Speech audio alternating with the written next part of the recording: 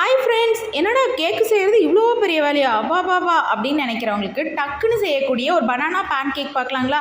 எந்த வாழைப்பழமாக இருந்தாலும் சரி, தோலை உரிச்சிட்டு இந்த மாதிரி நல்லா ஸ்மாஷ் பண்ணிக்கோங்க. பாருங்கள், இந்தளவுக்கு நல்லா மசிச்சு எடுத்துட்டேன். இது கூட ஒரு குட்டி கப்பில் 1 கப் கோதுமை மாவு எடுத்திருக்கேன், 1/2 spoon baking powder, 1/4 spoon baking soda, ஒரு 3 ட்ராப் அளவுக்கு வெண்ணிலா எசன்ஸ், 2 ஸ்பூன் நாட்டு சக்கரை எடுத்திருக்கேன். உங்களுக்கு வேணால் ஒயிட் சக்கரை எடுத்துக்கலாம்.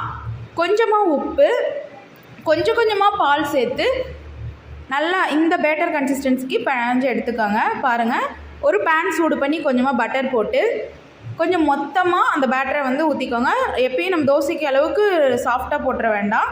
பாருங்கள், வெந்ததுக்கப்புறம் நான் திருப்பி போடுறேன். சூப்பராக பஃபியாக வந்திருக்கு பாருங்கள். நல்லா வெந்ததுக்கப்புறம் எடுத்துக்கிறேன்.